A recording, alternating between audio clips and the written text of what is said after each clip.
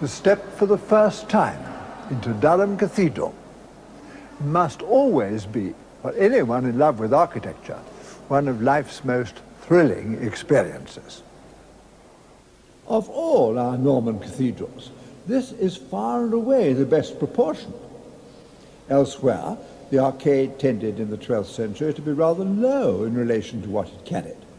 But here it isn't. It's 2.5 times the height of the tribune, the gallery above the aisle.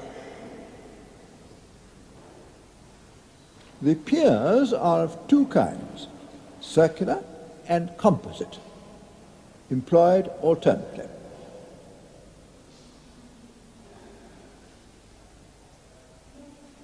The circular piers have geometrical ornamentation, chevrons, spirals, vertical flutes, and darpers, incised with unforgettable vigor. The major part of the cathedral was completed in 1133, but some 40 years later, a remarkable addition was made. The west end was enclosed by a lady chapel known as the Gallery Chapel. Here, massiveness gives place to elegance. The piers are slender, and there are 5 aisles, so the cross vistas are complex and fascinating. No other cathedral has a chapel anything like this one. And at the other, the eastern end, the cathedral breaks into the most exuberant Gothic.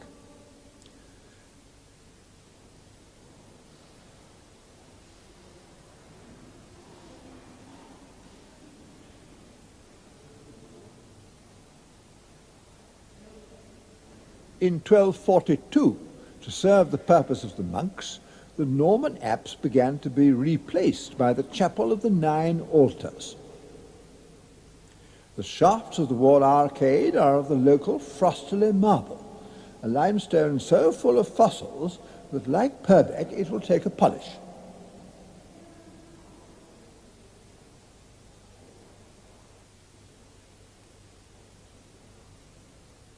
This formed a soaring addition to the building, where the stress is all on the verticals.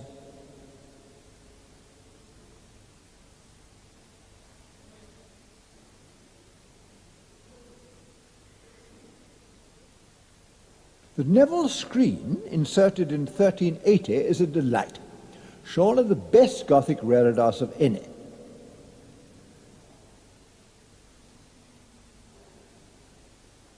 This isn't of the local sandstone.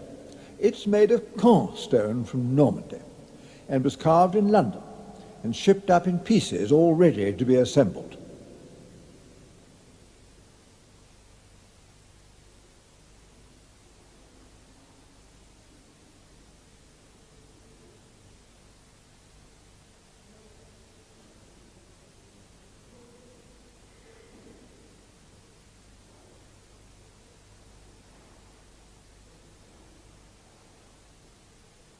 It was once filled with alabaster figures, which have all vanished. I wonder how much this matters. The many openings are delightful.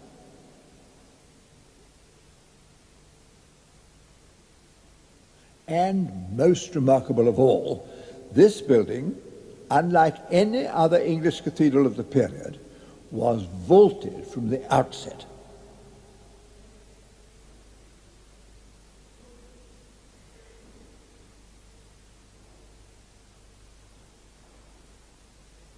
The transept vaults, dating from about 1110, and that over the nave, finished in 1133, have stood unscathed for more than 8.5 centuries. How was this accomplished? I'm now in one of the tribunes, the gallery over the north aisle. And here we find something rather surprising. There are flying buttresses, the oldest in England. A vault exerts 2 kinds of pressure. Downwards, counteracted here by excessively massive piers, and outwards, counteracted by buttresses. Most people don't realize that this cathedral has flying buttresses because they are inside, hidden under the aisle roofs.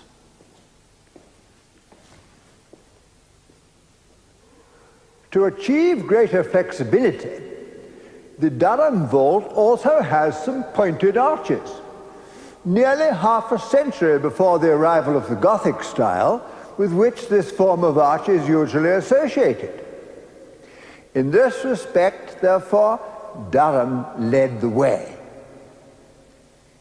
Yet, with its slow, solemn rhythms, the spirit of this building is still wholly Romanesque.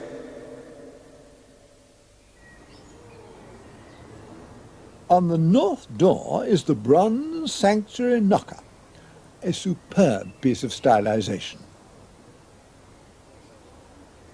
Originally, the eye sockets are filled with coloured enamel, but the disappearance of this is, in my opinion, a positive advantage.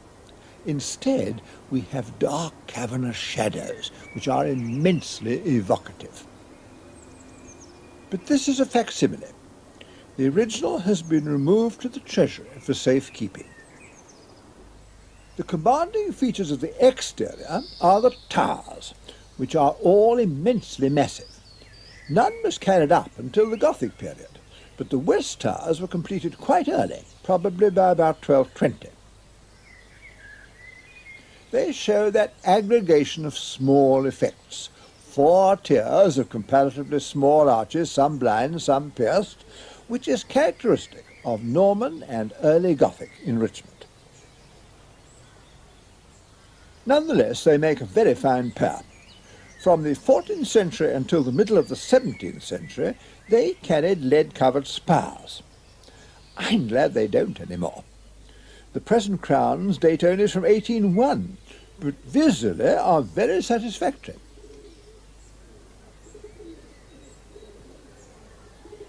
The central tower is a late 15th century replacement after the old one in 1429 had been struck by lightning and burnt.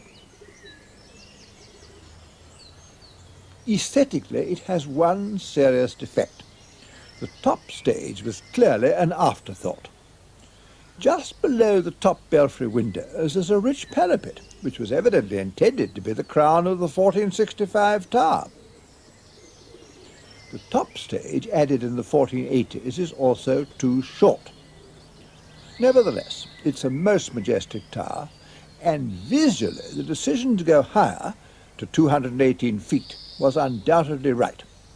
The building needs the higher central tower, as surely as it does not need spars. The exterior, for all its majesty, doesn't quite measure up to the interior.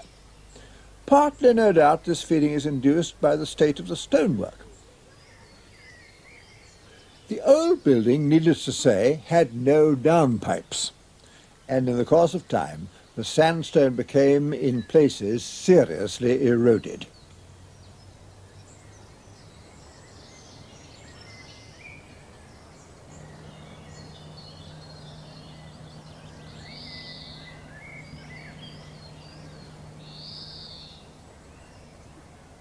So in 1777, on the advice of John Wooler, a local architect, instead of replacing decayed blocks with new ones, as would be done today, they started chiseling away the entire surface to a depth of 1 inch, 2 inches, in places even over 3 inches.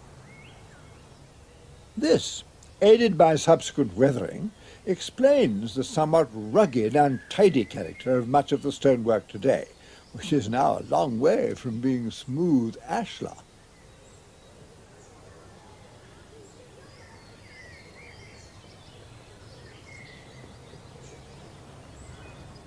On the south side of the cathedral is what is known as the college.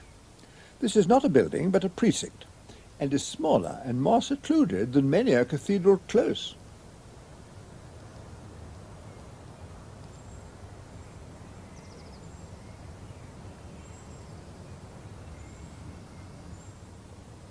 The buildings are all the property of the Dean and Chapter. They're of no special architectural interest, but quite delightful in their way. And these houses, together with a charming space of open lawn and informally planted trees, form a gracious space in the shadow of this architectural giant.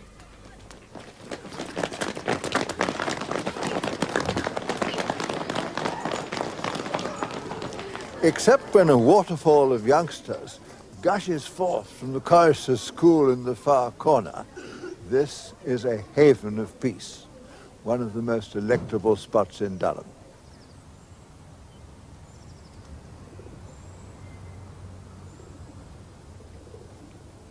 The other major occupant of the peninsula is, of course, the castle, which now belongs to that important component of the city, Durham University.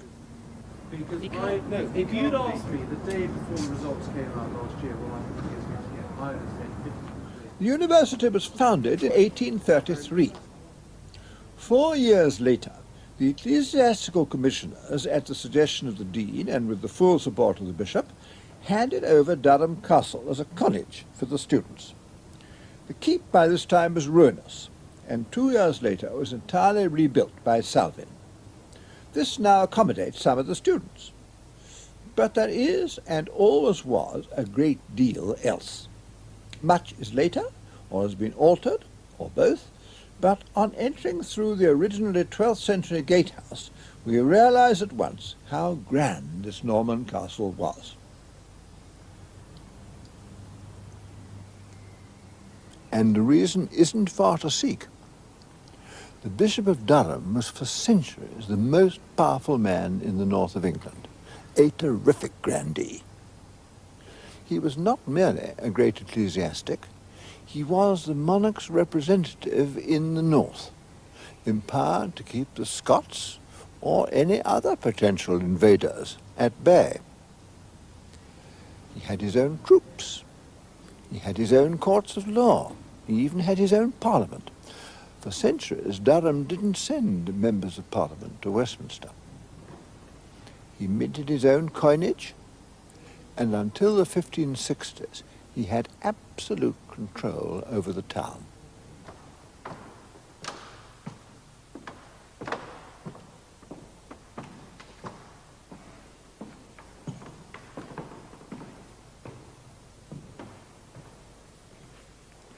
So the scale of his great hall, almost equal to the largest at Oxford and Cambridge, comes as no surprise.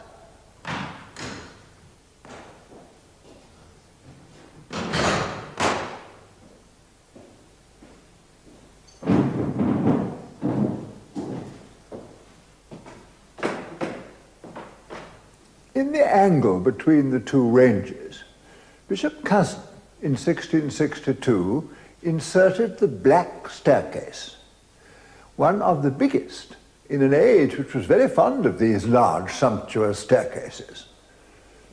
The Tuscan columns, inserted a good deal later for structural purposes, are rather a pity. The fine features are the scale and the richness of the carving.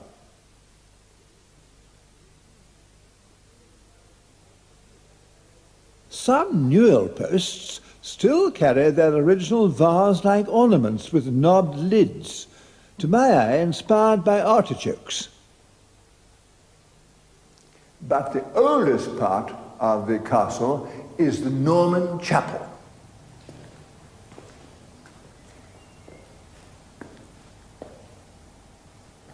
One of the very few in this country to have survived virtually intact from the 11th century. The date is around 1080. Like the churches of the Anglo-Saxons, it's very tall for its area. The crude groined vaults, borne upon massive circular piers, are crowned by carved capitals of a lively but very primitive character. The prominent and attractive water markings, which you can also see in the south choir aisle of the cathedral, are due to the presence of iron oxide acting as a staining agent when the stone was formed. Palace Green, the great lawn which separates the castle from the cathedral, was never the close. Today, all the buildings by which it is bounded are occupied by the university. Several are associated with Bishop Cousin, who was one of the most famous incumbents of the see. Here is the big early 18th century house known as Bishop Cousin's Hall. The bishop had in fact nothing to do with it, for it postdates him by several decades. It's so called because a university hall of that name occupied the house in the middle years of the last century. This looks rather splendid from a distance.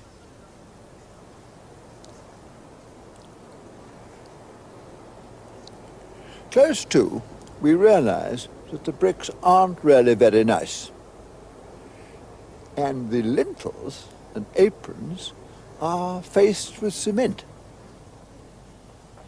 The doorway, too, not in the centre even of its own bay, is really slightly ridiculous.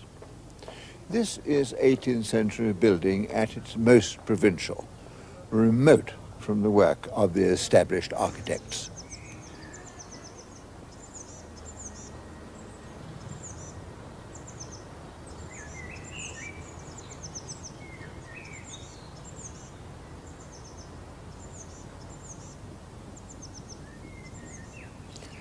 This little building started life as the bishop's coach house and stables. Salvin built it when he was refurbishing the keep in 1841. Today, with its good lamp, it's a public lavatory. And few loos, surely, can hold their heads so high.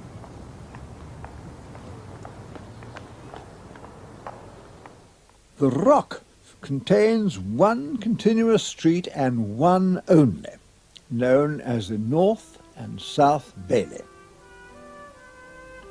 Some houses are pleasing, but few are of high architectural quality. And all can look somewhat bleak when the light is unkind.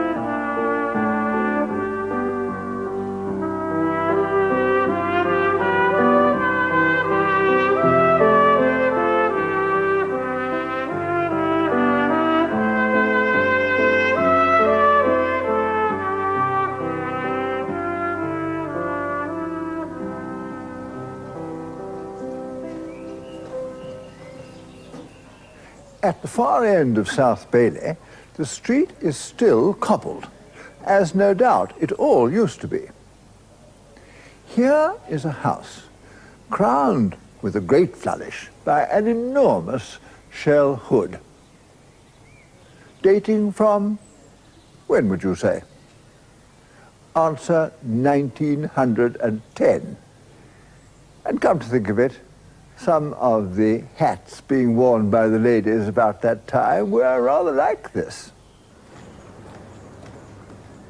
Round the rim of this little plateau, extending for nearly a mile in all, ran, and in some places still runs, a bracelet of ramparts, pierced by a number of posterns or gateways.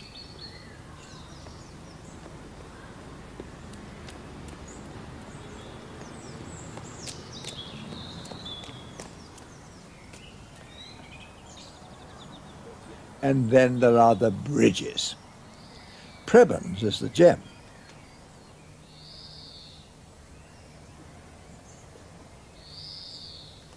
It was built in the 1770s of the local sandstone, which ashlars well. Notice little subtleties, like the piercing of the parapet over the summit of each arch.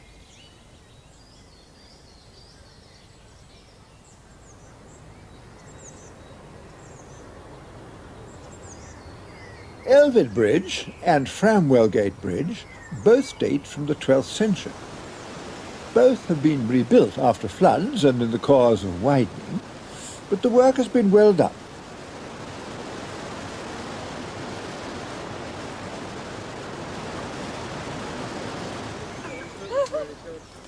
Kingsgate Bridge is very different. This is a high-level footbridge built in 1963 to link the new parts of the university with the older buildings on the rock.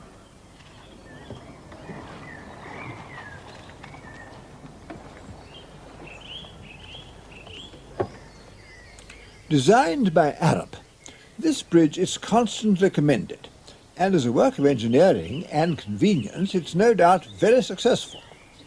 As a work of art, it has, one may feel, been decidedly overpraised.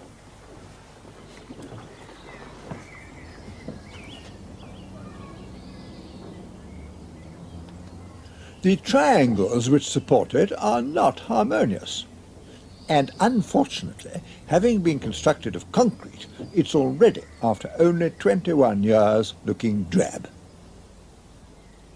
Until 1975, all Durham's east-west traffic had to cross Elvid Bridge, climb steeply up to the marketplace, then drop precipitously down Silver Street, equally narrow, to Framwellgate Bridge on the west side. Then a new road was opened across the neck of the peninsula in a cutting. This was a brilliant piece of planning, which enabled the old steep streets to become pedestrianised. The idea emanated as early as 1945 from Thomas Sharp, an outstanding planner. He wanted a northern bypass too, which has never been built. But I know few towns that have solved their traffic problems as successfully as Durham. However, some bad things have been done in recent years too, of which the worst is the erection of a horrible lump of a building to house the National Savings Bank. The view from Framwellgate Bridge looking north is in painful contrast to that looking south. But even looking north, I'd like to put in a good word for the Milburn Gate Shopping Centre, a modern building which fills an important site with tact and ingenuity. Every new building here has to be most carefully considered for its siting.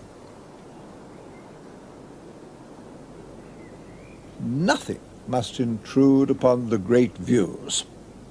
And what of the future of the cathedral? Well, the work of restoration goes on, as at cathedrals it always must.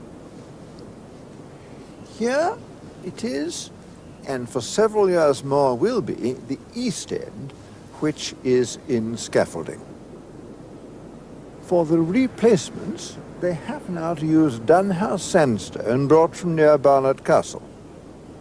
It's a good stone. There are plenty of reserves in the quarries, but inevitably, at first, the new work does look a bit raw.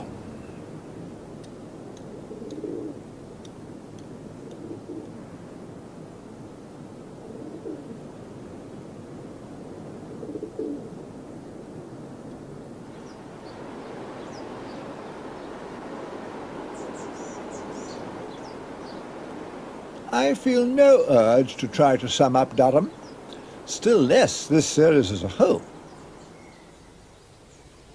In all these programs, my principal concerns have been two.